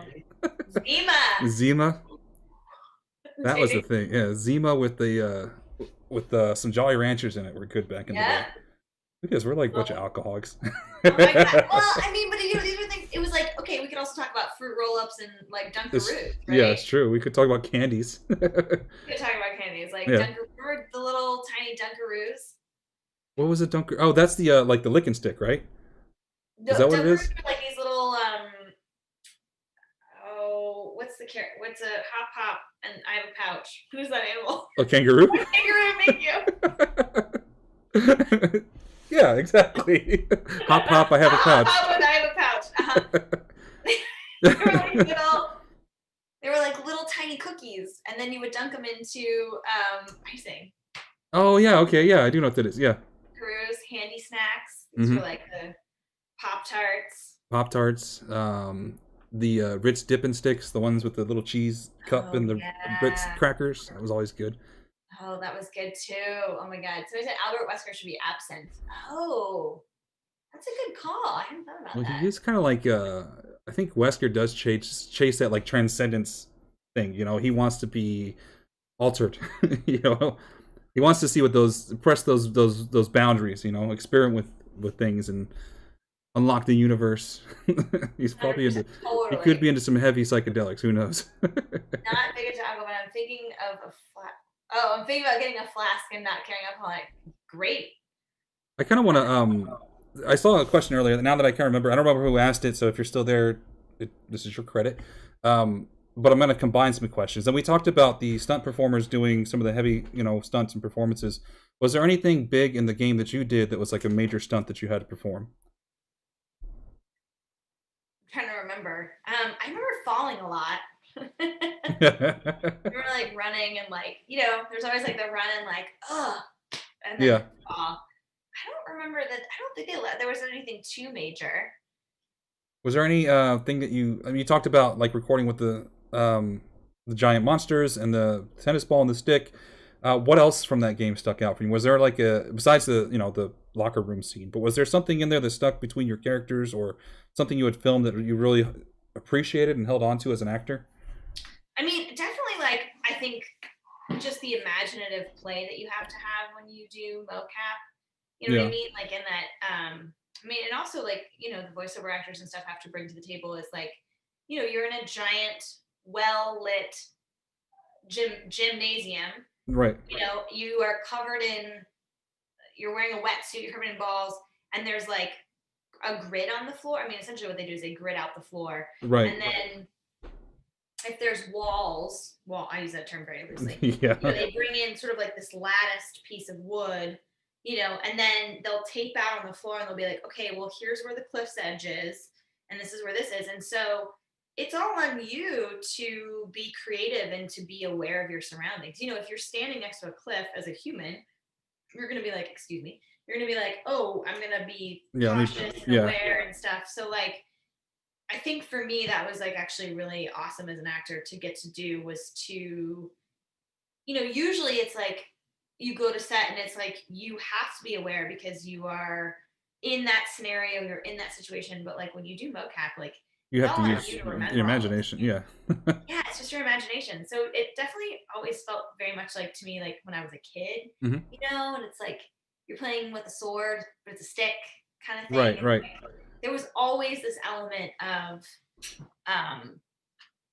of playing pretend that I thought was really fun, you know? And Right. then like I remember we would have like Jake and Sherry would have like whatever intimate moments and it's like brightly lit Hmm. and like, you know, and you would be like really close together but not too close together, you know? So it's interesting because it definitely makes it a challenge, but I like any of that stuff that like challenges you, you know, and is kind of Right. awkward and strange that you have to like figure out, oh, how am I going to act around this scenario? Right. Right.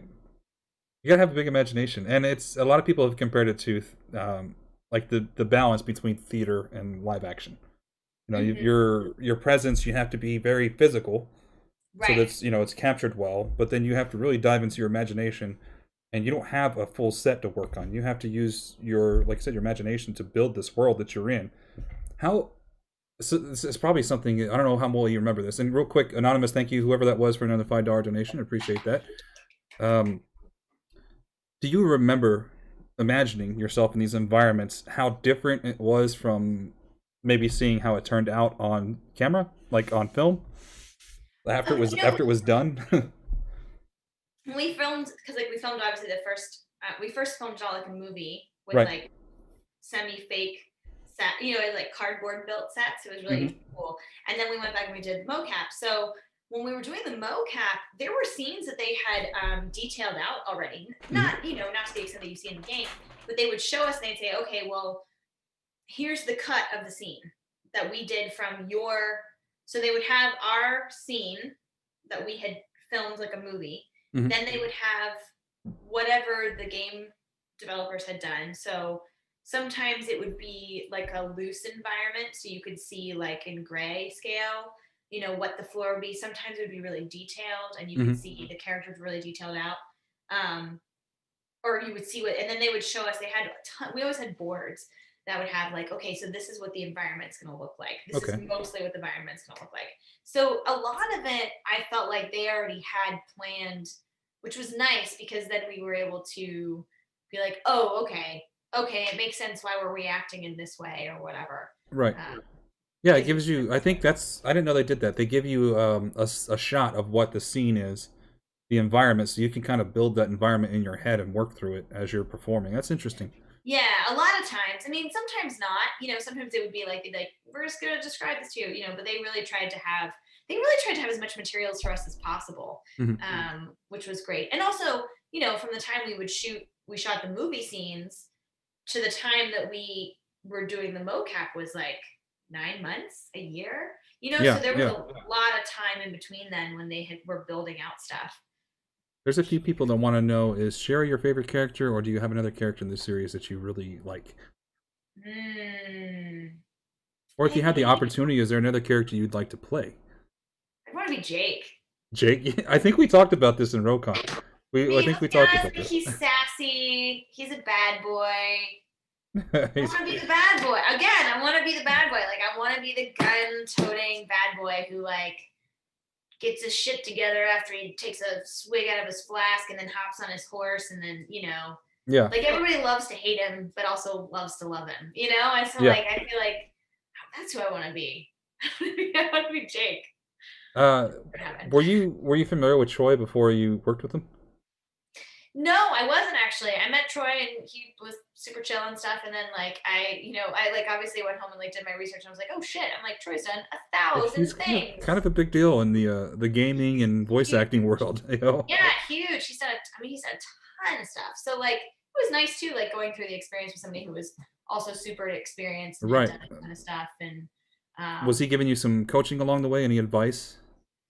yeah, I mean, he had done tons of like gun stuff Hmm. before, like gun things, and so Hmm. and then he also was just good about advocating, you know, as an actor and being like, this is what I need, and like, you know, in this capacity. Because for me, you know, it was the first time I had done a game, Hmm. and obviously, like the flow of how it works was very different than Right.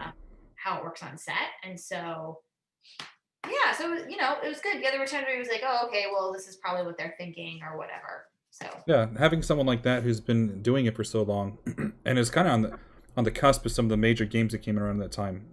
Like example, The Last of Us, which is my favorite game next to Resident Evil, and Joel is one of my favorite all-time Yeah. characters, and I just like the presence that he brings to these games, whether it's Jake or Joel or he's playing the bad guy, the villain. he's just such a good character actor of getting into these characters. And I can imagine it's got to be nice to be on set with someone who really knows what they're doing, and you can rely on that. You can learn from Yeah, that, but you can as a also, voiceover actor, I think he's phenomenal. Like yeah. he has range. I think that's really good, and and he knows how to like get the job done. And yeah, Yeah, he's awesome. And I don't know. Have you ever seen some of the behind the scenes for The Last of Us? The footage of them recording in the volume. No, I haven't. There is an alternate scene in the very end. Spoilers. Anybody who hasn't played the game, it's been out forever. The second one's already come out. But towards the end, there's a very emotional scene where he bursts into an operating room and they're about to do a procedure on the girl that he's been taking care of this whole time that's become his surrogate daughter. If you go back and watch the the footage from the volume, they broke out into an operatic theater type song, and he had no idea it was coming, but he just, without a hesitation, flew right through his lines, singing them like like an operatic theater. That sounds about right. He was always singing on set. He loves to sing. He was always singing on set. I do remember that. He's got a good voice, at least from what I've heard from the games that he's sung in. Like The Last of Us or things like that. He's got a few parts where he sings, and he's just very good at finding that character, I think. Totally. Well, and becoming that character, as well as making that character his. Absolutely.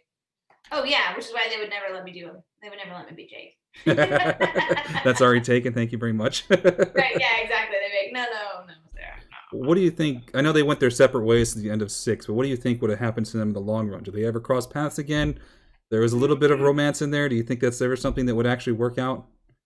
I mean, I think that like they definitely. I think by the end that there was a mutual respect. I think there was definitely a little bit of romance. But like how like when you're on like a long journey, it's like you go to camp. You went to summer camp. You always had like your summer camp crush. Right. And, like you go home and then like 3 years later you see him and you're like, why did I have a crush on that person? Yeah. So part of me thinks like maybe Jake and Sherry, it was like the situation was like what brought them together. Probably the fans don't want to hear that though. Like part of me is like, but I don't know. I think they both kind of like hated each other. Well, they're both the children of monsters. I think that if they ever met up again in the future, and they weren't being chased by monsters or zombies or, the BSAA or whatever, you know what I mean? Like everyone that wants them dead or in a lab. Like, would they go on a date together? Like, are their lives ever going to permit them to go on a date together? Maybe. But like, what would they talk about? They would just end up talking about work. I think that like the romance comes from the environment, the situation, the intensity of it. They're stuck in a cabin together. It's freezing outside. They've just been through a lot, Yeah, they've been through a lot. And I also think they actually have a lot to relate about. You know what I mean? Just both having the virus, each having viruses, each having kind of fucked up parents. And yeah, very, like I said, the children of monsters. Yeah, totally. So I think that they do kind of understand each other in a way that like no one else could really get. So I think, I think eventually could they have some sort of like, I think if they had a relationship, it would be, I don't know. I think it would be like a love-hate relationship. I think they would have like be something casual, like we might have some romance when we see each other, but outside of that, there's probably not much going on. Get back to your own lives. There's like the classic trope of like the fling, the partner. Do you know what I mean? Like there's that classic trope that you always see in like movies and TV where it's like the detective and the partner, and like the detective is always like sassy and he's always like breaking the rules and stuff, and like his partner's always like, you shouldn't fucking do that, but then there's like a sexual chemistry and the chemistry. Classic. That's Jake and Sherry in a nutshell, I think. I also wonder too, like if they actually just like got it over and boned, would they just be like, okay, well we did that, so that's off the list. I guess there's not much else going on, so we'll see you later. Right, so we're gonna go kill some zombies over here. Right, we'll just call it a day. Maybe we'll become Facebook friends. Yeah, exactly. I don't know if they. I don't know. I think Sherry's a little bit like. Maybe Sherry's a little asexual at times. Maybe. Yeah, she's a little fluid. Not fluid, but abstinent. Is that right? Yeah, maybe. Yeah, I think I don't know. I think she isn't. I don't know. At this I think point, that's such a small piece of everything bigger that she's is. Like she's been through a lot. That's probably not something that's at the top of her list. She's not looking for relationships. She didn't get to have a childhood, really. Yeah. She didn't get to go through. To me, she's like this 11 from Stranger Things. Right, exactly. She was raised in an environment where she was watched over, um, in a lab pretty much. I mean, she grew up under the supervision of people studying her, not under a parent or any kind of like normal household. So it's probably not something she even considers. Right, exactly. So I think she still has to like find her own a little bit. And I think she did that in six some, but I think there's more. I think there's more to it. I think Sherry will go through a dark period at some point. It would be nice to see that. As optimistic as she was in six, I kind of want to see what happened in between there. What made her the way she was? What did she have to go through? We've seen so much of the other characters' story progression up to where they were at six and after now that we didn't see anything. We just have to fill in the pieces of what we got from her character as she was portrayed in six. But I'd like to see that. I'd like to see what she had to go through. If S.D. Yeah. Perry wants to write another Resident Evil book, there you go. Can you give us one for Sherry? Be nice to have a little side story there. Yeah, absolutely. Yeah, Sherry's interesting. She's not like I don't think she's your classic. I also don't think she's like your classic video game character in a lot of ways because I think a lot of times classic video game characters tend to be very like balls to the wall fighter, and I don't think she is that way. I think she's more like I'm gonna play by the rules, but I'm gonna break them if I have to help people. Right. So I guess we'll start winding it down, maybe about another 20 minutes to here. So I kind of want to dive into, I know it's been a bad year and work has not been something that's come easy. Is there anything you worked on that's coming up that you can talk about that you're excited to announce? I don't know. There were things I was supposed to do this year that didn't happen. Unfortunately, yeah. That's a hard question to ask now. Let me think. Well, this morning I got to do something really cool. This morning, there's a film festival in Austin, Texas called Other Worlds Austin, and it's a big sci-fi film festival. And so we did a reading of the original OG Total Recall script. Yeah, I saw your background earlier. That was really cool to do this morning. And the wife of the writer of Dannon O'Brien, was there. So that was cool. So that was really cool to sort of like get to read that and sort of see where it's come because Total Recall is a pretty classic. It is a classic. It's very much a classic. Movie. So that was really cool. That was something fun this year. What have I been working on? I do a bunch of VO stuff. I've done a bunch of dubbing stuff for Netflix. Okay. So I've dubbed a bunch of movies for Netflix in other countries. I would say the biggest thing that I've been really proud of is last year I got to be in a movie called I'm gonna butcher it. It's like the longest title. It's the NXIVM Cult, A Mother's Fight to Save Her Daughter. Okay. It's all about NXIVM. I don't know if anybody knows about NXIVM, but that was the trafficking group. Yeah. It was pretty crazy. It was a self-help. It was a self-help, but they were grooming women for the industry by making them basically sex slaves. Yeah, so they weren't. There was probably some trafficking, but it was like they basically had like sex slaves. I mean, essentially that's what ended up happening. And Keith Rainier, who was at the top, sort of orchestrated this whole thing. And so one of the main people in it was Allison Mack. And so last year, which is interesting because I've noticed that talking to you, you do look like Allison Mack a lot. So it makes sense. I guess you got cast for that part, which sucks because of what she did. But I mean, there's a similarity. So I see it's a good casting. Yeah, so I got to play Allison Mack in that movie last year and with Sony and Lifetime, and that was a really big deal because I had never played, aside from Sherry, who was a character, I had never played somebody who was a real person and a real person who was currently on trial. Yeah, who's pretty well known because there was Smallville had a huge fan base. I think everybody who watched loved Chloe as a character, and Allison Mack seemed like a great person to portray this character so well. But then you find out, 10 years later, what was really going on behind the scenes, and it's pretty horrible. It's sad. I will say this because I did a shitload of research because I was like, okay, this is a pretty serious thing. I mean, there were many, many, many women who were branded. I think it was 160 some women were branded, right? And that were indoctrinated into this situation. And like NXIVM essentially was like a cult. So like in the beginning, people were like, these are great self-help classes. And then like, as you narrowed and got up the, food chain, eventually you got to a point where it was like, oh, now you're just in a cult. Like that's what happened. But like nobody joins something because they think it's a cult. They join it because there is a lot of stuff that makes sense. So you're looking for a community, you're looking to better yourself, get some life advice. make some friends that have the same interest and passions as you. Not talking about the ROE cults or anything. Hashtag ROE cult. Thank you, ProXY.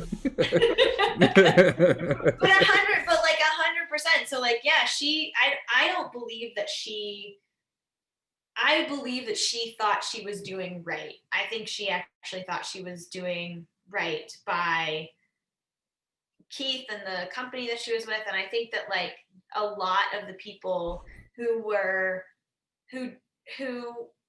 branded other women were doing it because they both full-heartedly believed that that was the right thing to do. The other thing people didn't quite realize was that these women were only eating like, I think it was like it was a super restricted calorie diet. They Right. were all sleep deprived.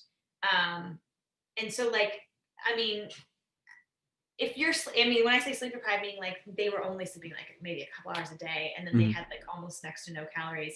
I mean, a lot of them weren't having their periods anymore. I mean, there were all these really serious factors that were sort of at play. And I think if that's happened and you've been brainwashed for 10 years. Yeah, to allow yourself to be put through that. And part of it is they were looking for that opportunity. It was much about the opportunity of getting into the business. I was the self-help, but there was that potential of getting casted and being part of that business, getting into Hollywood.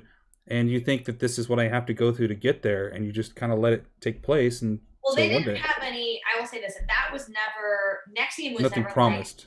Like, no, Nexium was never like, oh, we're going to help you get cast. They were like, we're going to help. It was all about like self-actualization, and like Nexium was like, we're going to help you just get through the bullshit in your own life and like get through your emotional bullshit so that you can be a successful human, and move forward. So like there was never any promise of getting into the business. It was just that they recruited because Allison was there and there were a couple other actors that were there. They recruited from Hollywood, and also those were people who had money, so they had money to spend on the classes. Right, because those classes aren't cheap. No, their classes were very expensive.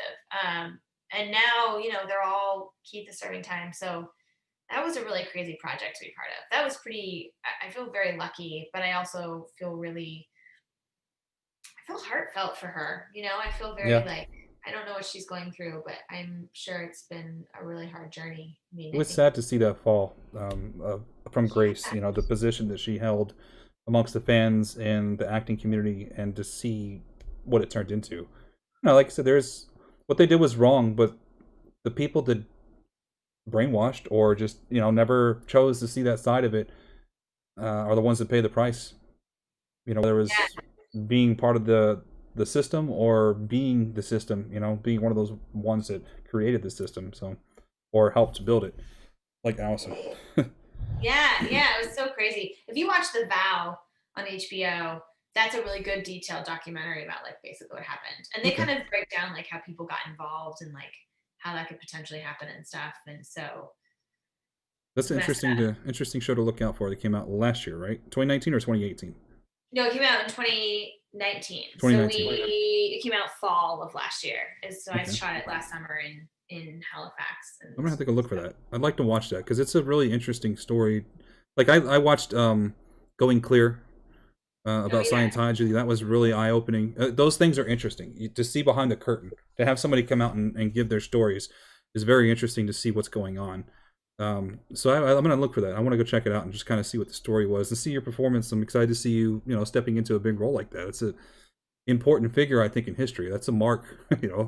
Allison left a mark, a bad one, but still. I know, and I feel bad. I mean, she was a huge part of the cons too. She was, yeah. Did all kinds of stuff, especially with Smallville. So that's all those people that I think, oh man, like I don't know where their lives are now. Do you think there's a possibility that Sherry could come back for her own focus game or be part of the bigger picture down the road? They haven't hinted at her character returning or anybody. We've only know that Chris is coming back for Resident Evil 8. There's potentials of some remakes happening, but we don't know for sure what's going on with all that. It's all just rumors and leaks. But do you think Sherry might pop up again sometime soon? I don't know. They never said, they're real tight-lipped about stuff. So like even with us, it was like there were times that we would find out things. We'd be like, oh, we didn't know that. And they'd be like, yeah, because we don't tell anybody. We didn't want it to get leaked. So they never said, but I was always like, hey guys, you should bring Sherry back. I think, it would be nice to have her come back. I definitely think she, like I said, she's not a typical character. And I think she's also like a nice juxtaposition to like the Chris's and the Leons and the Jakes and stuff. You know what I mean? Right. She's like the straight man. I think she's like the straight man to, you know, the video game funny man, if that makes any sense. I felt she was always, like you said, the optimist. She was more the relatable character. Whereas, yeah, everybody wants to relate to the hero. They all want to be that Captain America, Chris Redfield. You know, the hard charger, motivator, always doing the right thing. Or they want to relate to Leon, who became that broken anti-hero, but still always held onto the right values, but became much more darker as the series went on. But Sherry was kind of like that balance. She was very much Claire. Claire had a lot of influence on her character. And she kept that optimism from Claire, I believe, as she grew up into an adult. Which is why I would love to see them come back together in a future game. Fingers crossed. Hopefully we get you backward as well. I mean, like, could we write to Capcom and just be like, yo, Capcom, what's up? Let's do this. Make it happen. We'll get Distant. Distant is a writer for ROE. He does a lot of side stories and lore and a lot of good work for us. If you guys follow the Discord, he has his own channel on there. Go read his stuff. He said he's going to work on a Sherry BIRKIN side story to fill in those blanks, so that'd be kind of cool. Awesome. Yeah. I mean, this is amazing. I'm always amazed at this. I'm always like how people write all this amazing fan fiction and stuff, and the community has like this huge basis. I'm like, where's Capcom? Is like Capcom gonna come and be like, well, of course we'd pull from this. We don't have to do any work. Like we could just. Yeah, the fans did it for us. Yeah, it's just gifted. Right. Right. Hey, I mean, we're here, Capcom. If you want it, we're here. We have ideas. I think we might know this series a little bit better than you because we're fanatics. It's amazing. I mean, there's so much detail you have to know too. I mean, I was amazed when they handed me this packet. They were like, "Here's all the information about all the characters," and then it was like, "Here's a fully fleshed out character that we haven't seen in 14 years." yeah, very much so. They were like, here's all the information that we have about her. Here's what we think she should be, and all of that. So let's, I guess, wrap this up with where can people follow you for social media? Is there Instagram, Twitter, or something? Yeah. Where you prefer people to go? I try to be pretty good about Instagram, so you can come and follow me at Sara, SARAER Fletcher. So there's no H on my name. Okay. Sara ER as in like emergency room, although that's not what it stands for. Sara, you could say Evil of Residence. Evil of Residence. Sure. That's my Instagram handle, and then I'm on Twitter occasionally, and I'm just Sara Fletcher on Twitter, so you can find me there. Or where else do I reside? Those are pretty much. That's kind of like that's all I have time for. Okay. So go. I have a YouTube channel, but like, there's not. I'm not doing anything with it. We could still go support it. Great. You can do a Sara ER Fletcher for YouTube. YouTube, there you go. Sara ER Fletcher. Content up there, and I guess on Facebook I'm Sara ER Fletcher too. Okay. Well, there we go. So go follow Sara on her social media. Go check out her YouTube channel. Maybe you'll have some more stuff in the future. Maybe we can do some stuff the other way. We'll do some stuff for your channel if you ever want to start making some content on there. We could cross over. I mean, my content, the content that I would make is going to be me making stupid. Well, you have your jewelry. We talked about that. Let's talk about that real quick before.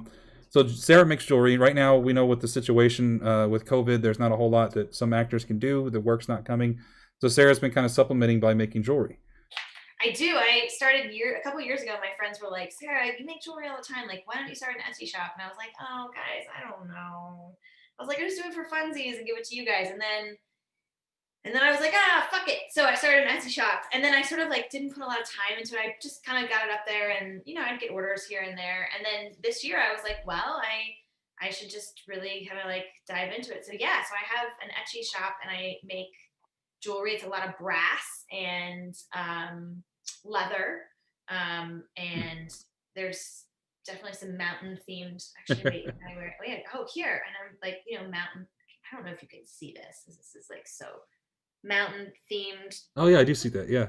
Jewelry pieces and stuff. I'm like, wait, do I have? Oh yeah, that guy, and some of these guys, and this guy. Yeah. So it's Clout and Capital. I should say what it is. Clout and Capital. Okay. Clout and Capital. So you can find me on Instagram at Clout and Capital A&D, and then also on Etsy is Clout A&D and Capital. But you have to search under shops. Shops, Clout and Capital. Products, which is very confusing about Etsy. Yeah. And it's a big blue lots of my header's a block. Big That'd be cool. block You know, if page. you guys want to get a piece of custom jewelry made by Sherry, there you go. You can always say, "Hey, I got this from Sherry Birkin." That's true. That's true. And it's literally me in here with like, I mean,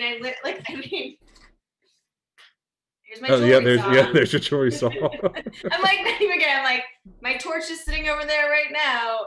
It's me sawing in here. Yeah, Mountain Dew ramen. Those are bean bags that look like stumps behind her. Okay, you guys, these are the fucking bomb right here. Okay, I'm not even kidding. This was like my mom gave these to my son, but I play with them. It's cool. They are cool. I like them. It's called Sitting Point. I bet they're I comfortable. don't know what this company is, but I would gladly take many photos of myself on these. It'd be a nice, good footrest, I think, too. It looks very comfortable. Aren't those awesome? Yep. I'm like, wouldn't those be fun to just play? Like, if you were a kid and you had like a buttload of them and you could just like stack them up, build a fort out of it. That'd be awesome. We don't build forts anymore. That's stuff that we don't do as adults that we loved as kids. So I go build a fort and hang out and, you know, get under there with the light and read a book or something. You know, break out your old Game Boy. Don't you find that like as an adult, like if you build a fort as an adult, then you're like, oh, who's gonna clean this up? Yeah, and I gotta clean it up. Or I'm like really less concerned about building the fort and what the fort turns to look like. Like I'm over here like, okay, if I'm building with my sons, like we gotta have this side looking like that. We're gonna put this over here. All this planning, and he's just like, just put it up. Yeah, right. Like, hold on, let me go get clips. Yeah. Let me go get clips out of the garage, and then I gotta come back 20 minutes later, and he's just like in there playing. I'm like, no, I'm like, no, I had an idea. Has to go over here. Yeah, totally. You've become part of the ROE family, and you've become part of the Resident Evil community and the bigger family. And it's been quite a while since 6 came out. And I think you're one of the more positive parts is Sherry's character. Performance-wise, facial capture, everything's just that's what I think most of us want to see Sherry grow up to become. So I thank you for all the work you've done for the series and for being part of this large family. Do you have any words for them before we close it out here? I mean, thank you to all of you guys who like have tuned in and donated to Toys for Tots. I think you can still donate for Toys for Tots. Yes, thank you so much. That and then just also like thank you for all the lovely support. I know after we did the ROCon thing, I've had some like Sherry Birkin fans reach out on Instagram, and like they're all just really lovely and amazing. And so thanks for supporting me. I just like to play dress up, and I feel so lucky that there are people who are like, we like to watch you play dress up. You know, that feels really nice. So thank you to you guys for all being so supportive, and thanks for having me on here. This is so fun. Yeah, I love to talk to humans. You know what? I've hardly done any of it this year. So yeah, you know what's so interesting is I have really bad anxiety to the point where some people know this because I've talked about it, but up until the point where we go live or I talk to you for the first time, I'm full of nerves to the point where I'm trying to talk myself out of it. It's like physically affecting me. So it's hard to get to the point, but it's always this like switch that flips. When I go and start having a conversation with someone, I trying to find an instant connection to where we can have a good time talking. And I one of the better things about my life right now is just being able to share these moments, not only with the actors, but to bring these moments to the fans, because I'm a fan myself. So, you know, it's really special. And I thank you so much for taking the time for being part of this giant family. You seem anxious. You seem like you are totally, like, I would have never known. Like, it's very seamless, and, you know, you host really well and you ask good questions. And thank you. Appreciate that. You are good at pulling in fans and stuff. So, you know, no one would know. Yeah, I think I put it off pretty well. I can't be a wreck, but I make it through. And again, when having everyone is a great guest, but having a great guest like yourself come on here where we can have a good time talking about beers and alcohols helps me. So anytime you want to talk about some Boone's Farm, yeah, some old memories. But thank you guys for watching. Thank you for everybody who donated. Thank you so much. I know it means a lot. You know, it's all for the kids. We want to try and help out the kids as much as possible with everything that's going on. We always put the kids first. Being a parent, I know how important that is to give them their best experiences growing up. And you're a parent as well, so you relate to that. You know, we are building the future, and that takes time and work and money sometimes that doesn't come. So thank you guys for donating. Thank you, Sarah, for taking the time. Thank you for everybody hanging out. And I guess that's pretty much it. We'll wrap it up here. Oh, well, thank you guys so much. Thank you to everybody. Yes, and thank you for donating and what he said. Okay, perfect. All right, guys, stay tuned. I think next week I'm not sure who's next week. I know JJ posted the schedule. Go check out social media. You'll see the schedule. I think next week could be Tony or could be JJ. I'm not sure. I think Addie's not till later in the month, but we'll figure that out. Go check it out. I'm not sure.